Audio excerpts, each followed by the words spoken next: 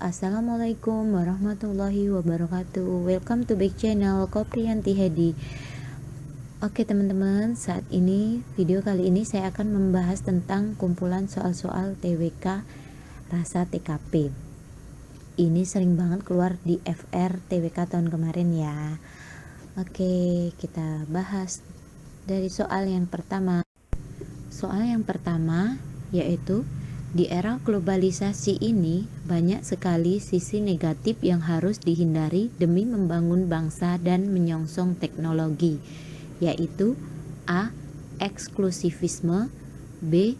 Proaktif, C. Kuriositas, D. Optimisme, E. Profesionalisme.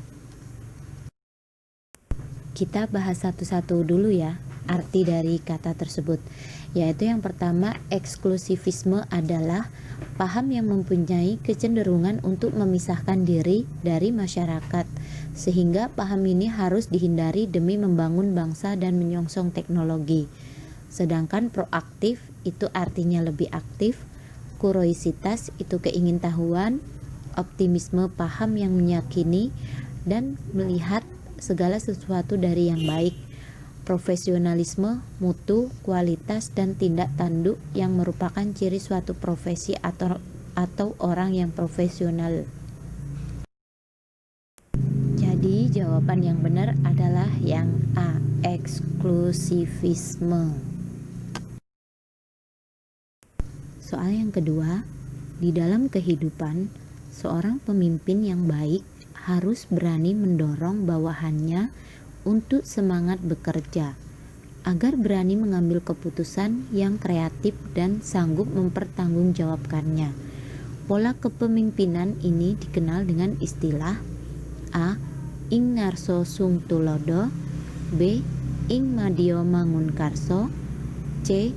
Tut Wuri Handayani, D. Demokrasi Pancasila, E. Bhinneka Tunggal Ika.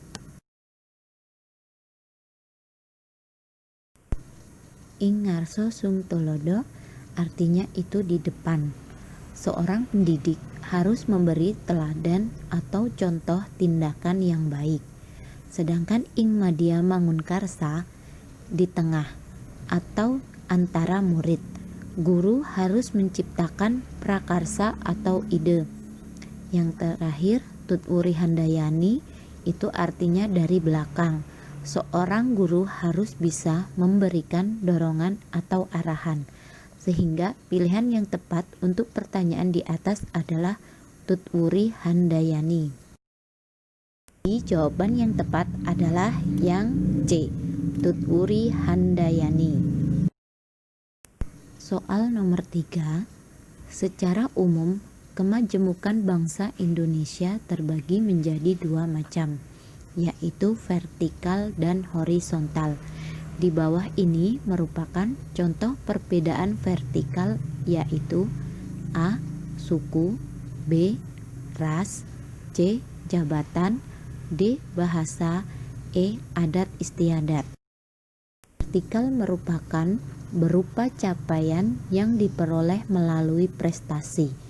Contohnya strata sosial ekonomi, posisi politik, tingkat pendidikan, kualitas pekerjaan, dan kondisi pemukiman. Jadi, jawaban yang tepat adalah yang C, yaitu jabatan. Soal nomor 4, aturan yang dapat menjamin ketertiban negara dan rakyat, batas kekuasaan dan keadilan, hak dan kewajiban penduduk dalam negara disebut norma.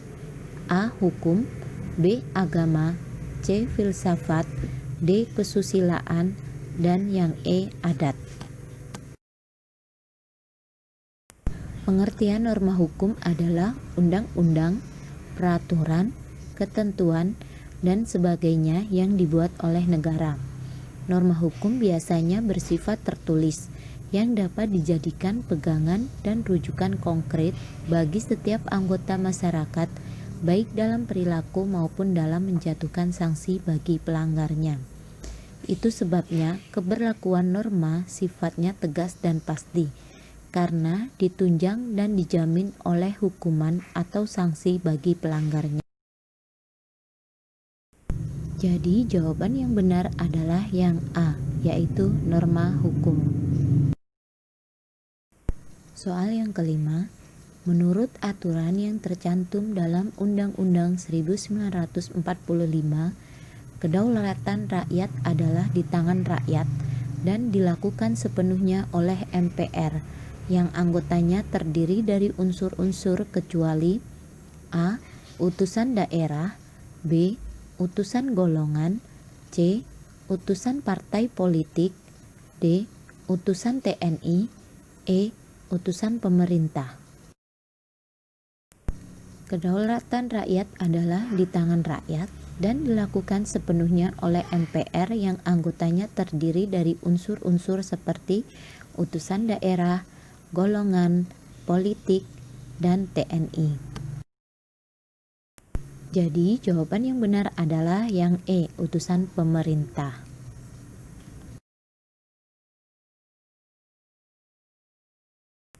Soal yang keenam, berikut ini yang bukan merupakan hak DPD adalah A. Hak menyampaikan usul, B. Hak imunitas, C. Hak interpelasi, D. Hak protokoler, dan yang E. Hak membela diri.